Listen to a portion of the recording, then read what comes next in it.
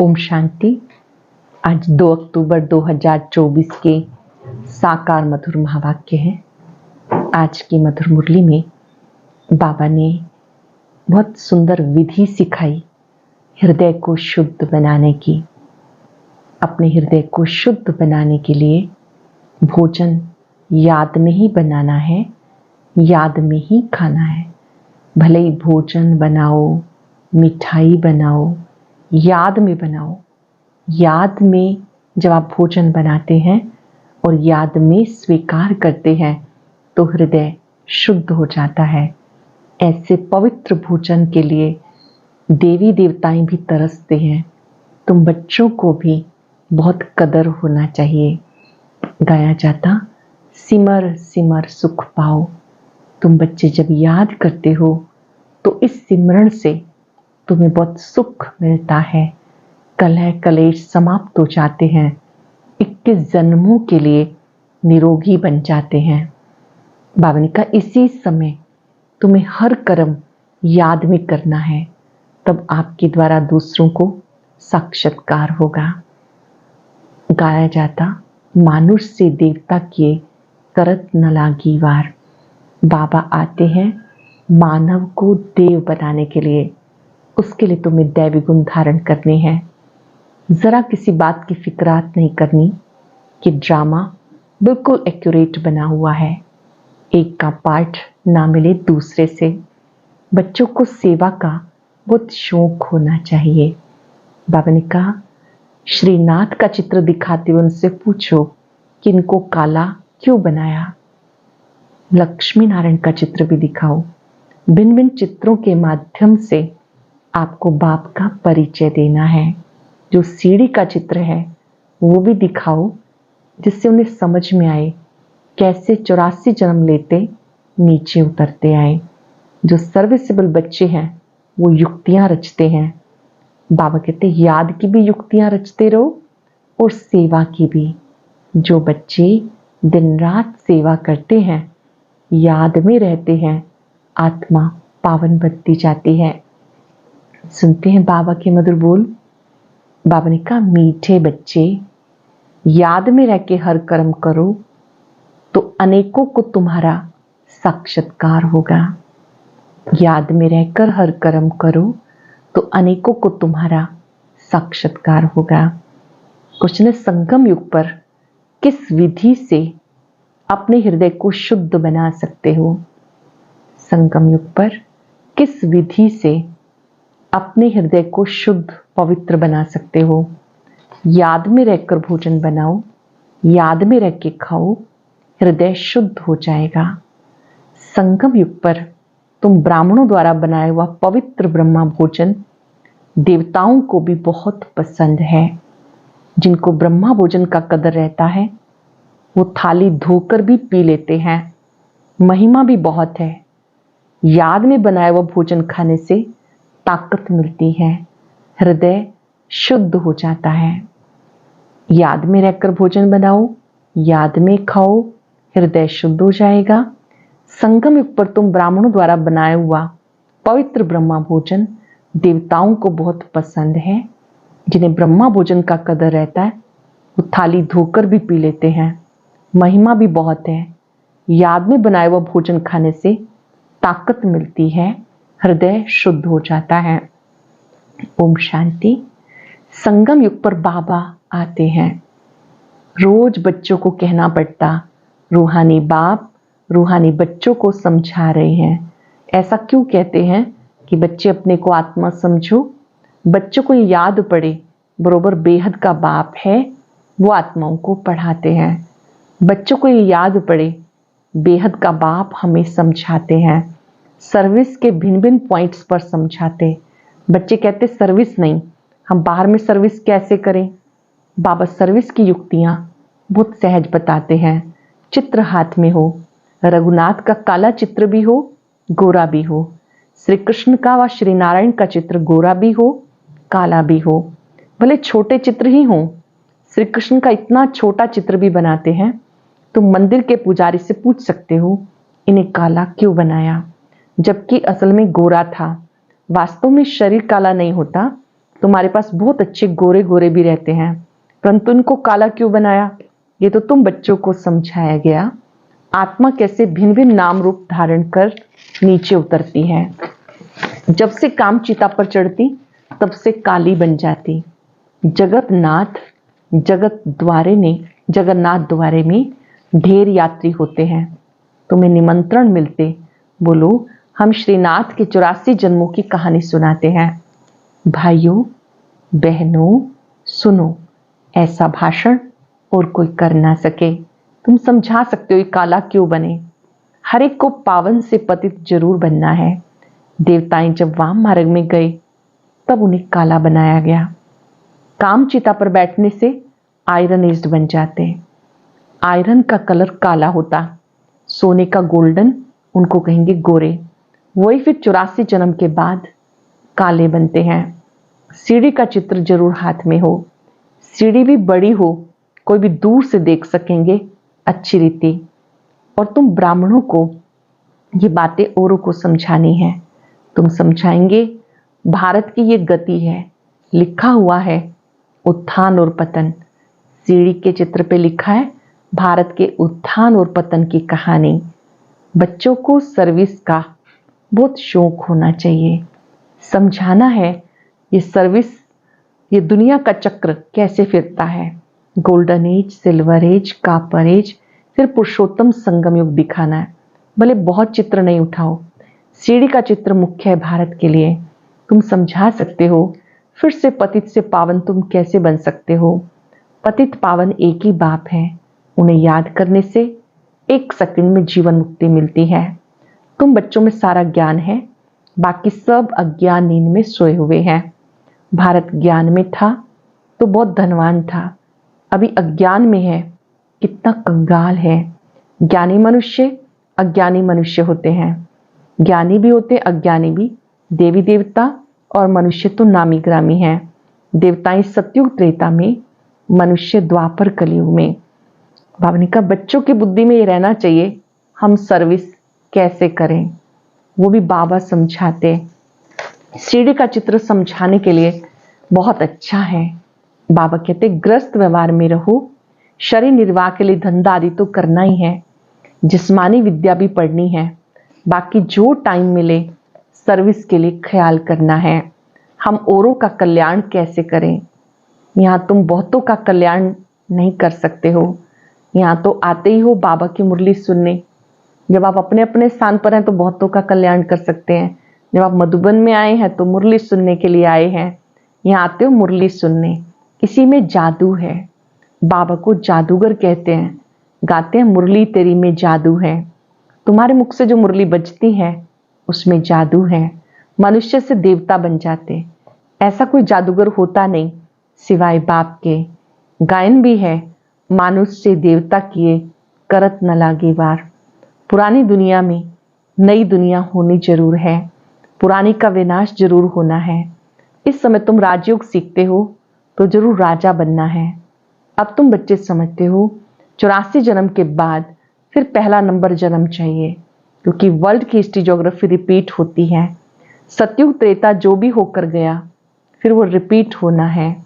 तुम यहाँ बैठे हो तो बुद्धि में याद करना है कि हम वापस जाते हैं, फिर सतो प्रधान देवी देवता बनते हैं।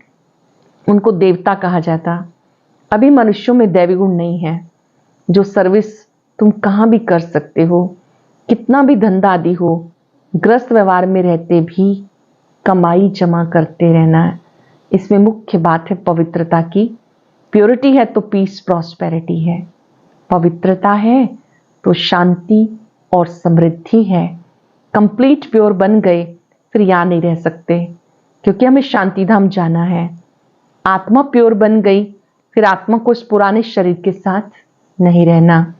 ये तो इम्प्योर है ना, 5 तत्व भी इम्प्योर हैं।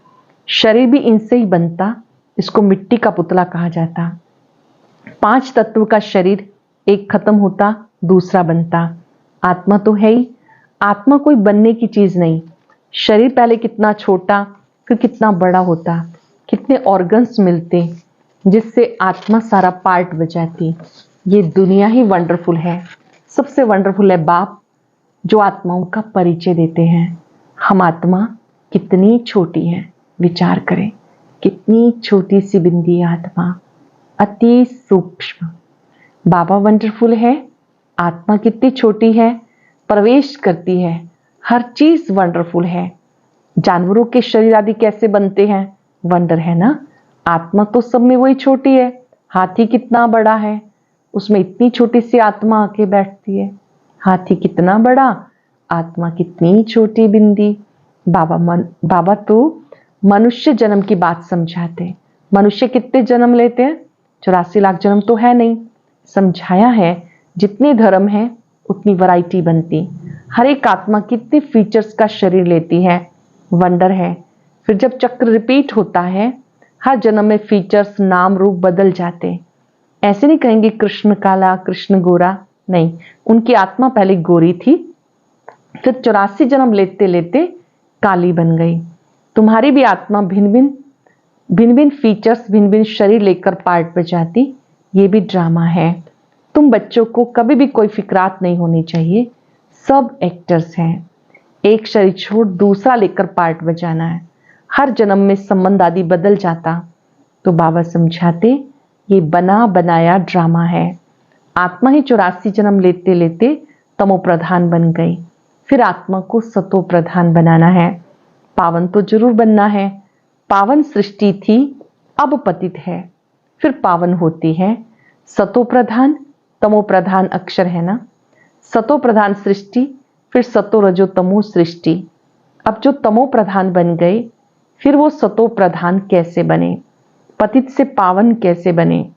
बरसात के पानी से तो पावन नहीं बनेंगे। बरसात से तो मनुष्यों का मौत भी हो जाता, फ्लड्स हो जाती, तो कितने डूब जाते हैं। अब बाबा समझाते ये सब खंड नहीं रहेंगे। नेचुरल कैलेमिटीज भी मदद देगी। कितने ढेर मनुष्य जानवर आदि बह जाते, जैसे प्राकृतिक आपदाएं आती हैं, बाढ़ है, भूकंप है, तो कितने मनुष्य जानवर बह जाते।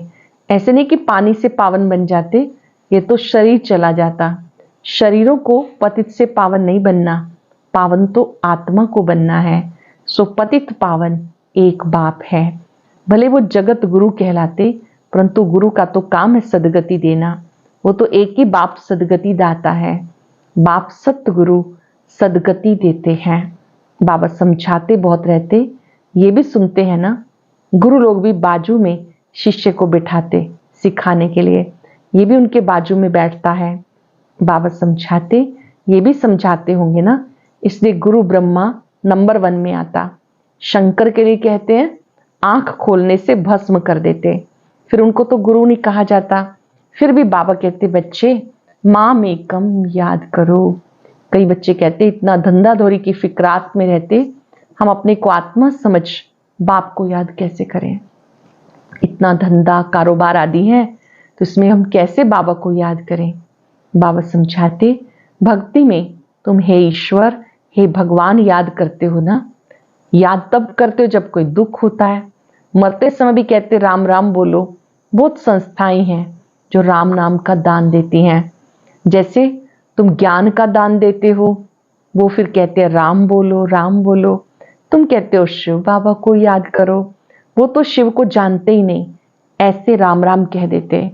अब ये भी क्यों कहते हैं कि राम कहो, जबकि परमात्मा सब में है। बाबा समझाते राम व श्री कृष्ण को परमात्मा नहीं कह सकते। श्री राम श्री कृष्ण जी को परमात्मा नहीं कह सकते, उनको तो भगवान कृष्ण कहते हैं। भाग्यवान है जो। बाबा ने कहा हर एक चीज की कला कम होती जाती है। कपड़ा भी पहले नया फिर पुराना होता। तो बाबा इतनी बातें समझाते, फिर भी कहते हैं मीठे मीठे रूहानी बच्चे अपने को आत्मा समझो, सिमर सिमर सुख पाओ। यहाँ तो दुख धाम है। बाबा को और वर्षे को याद करो, याद करते करते अथाह सुख पाएंगे। बाबा को याद करते करते अथाह सुख पाएंगे।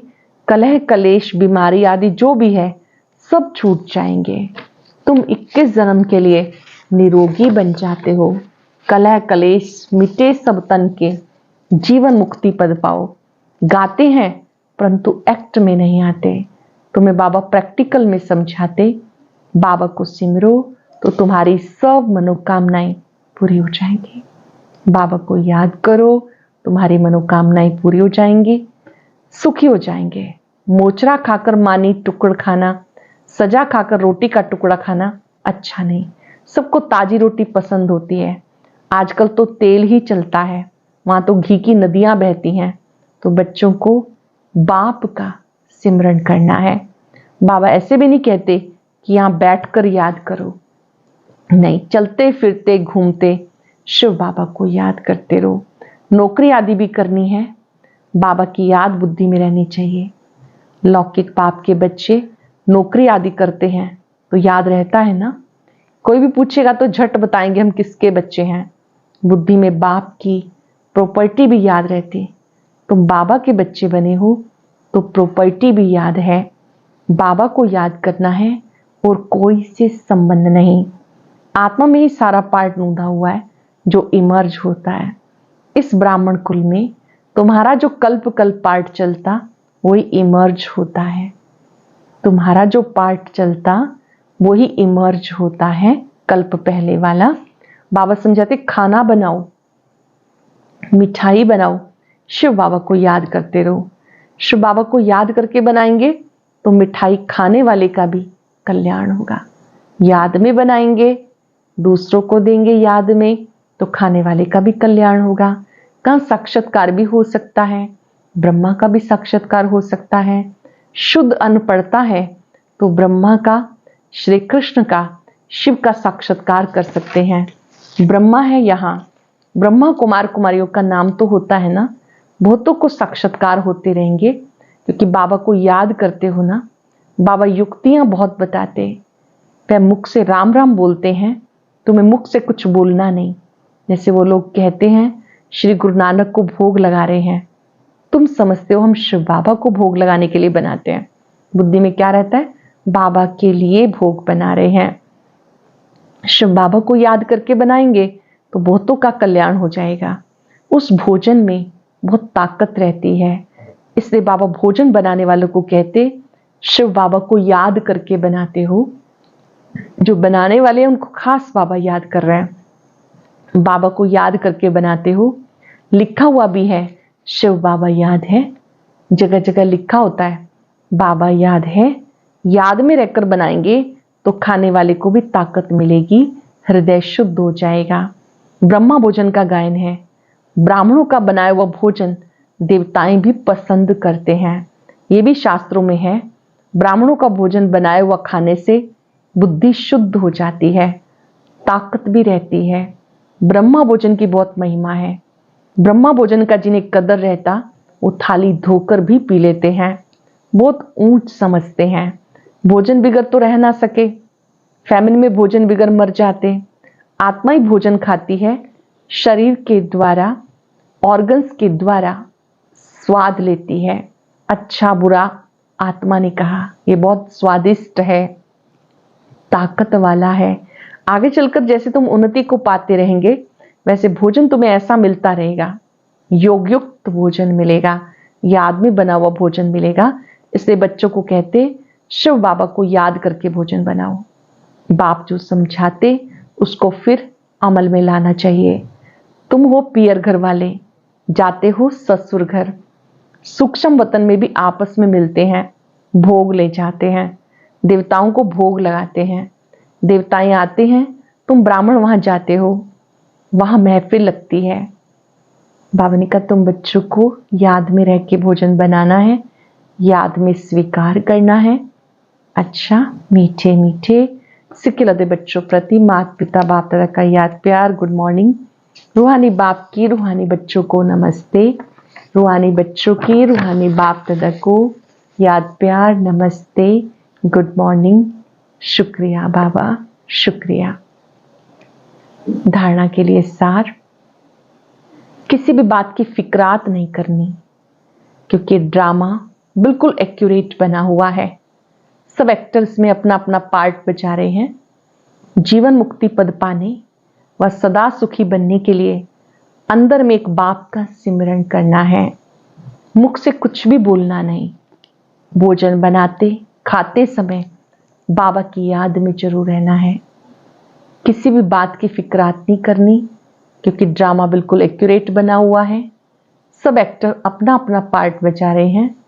जीवन मुक्ति पद पाने व सदा सुखी बनने के लिए अंदर में एक बाप का सिमरन करना है। मुख से कुछ भी बोलना नहीं। भोजन बनाते खाते बाबा की याद में रहना है। बहुत ही स्पेशल वरदान। स्वार्थ, ईर्ष्या, चिड़चिड़ेपन से मुक्त रहने वाले क्रोध मुक्त भव। स्वार्थ, ईर्ष्या, चिड़चिड़ेपन से मुक्त रहने वाले क्रोध मुक्त भव। कोई भी विचार भले दो, सेवा के लिए स्वयं को ऑफर करो, लेकिन विचार के पीछे उस विचार को इच्छा के रूप में बदली नहीं करो। जब संकल्प इच्छा के रूप में बदलता है तब चिड़चिड़ापन आता है। कोई भी विचार अगर इच्छा का रूप धारण कर लेता है तो चिड़चिड़ापन आता है। निस्वार्थ होकर विचार दो, स्वार्थ रखकर नहीं। मैंने कहा तो होना ही चाहिए ये नहीं सोचो। ऑफर करो, क्यों क्या में नहीं आओ, नहीं तो ईर्ष्या घृणा एक एक साथी आते हैं। स्वार्थ या ईर्ष्या के कारण भी क्रोध पैदा होता है। अब इससे मुक्त बनो। स्वार्थ या ईर्ष्या के कारण भी क्रोध उत्पन्न होता है। अब इससे मुक्त बनो। कोई विचार भले दो, सेवा के लिए स्वयं को ऑफर करो, लेकिन विचार के पीछे उस विचार को इच्छा के रूप में बदली नहीं करो।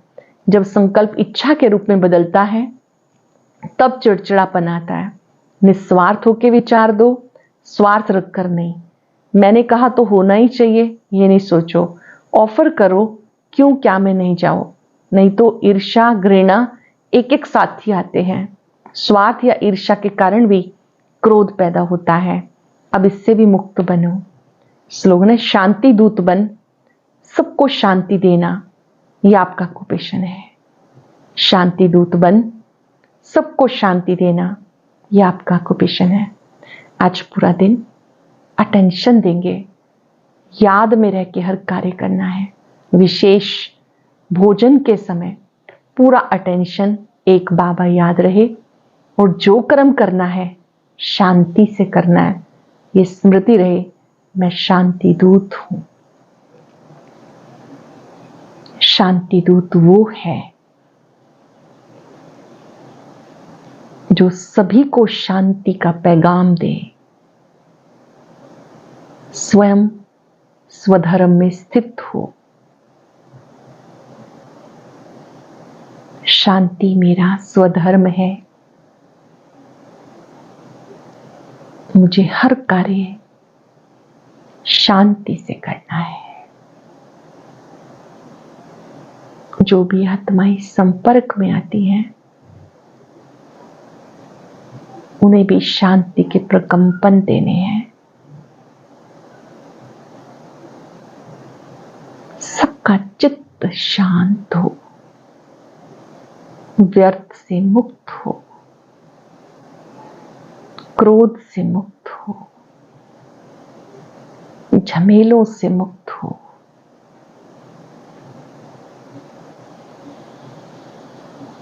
अलमाइटी बाबा की किरणों के नीचे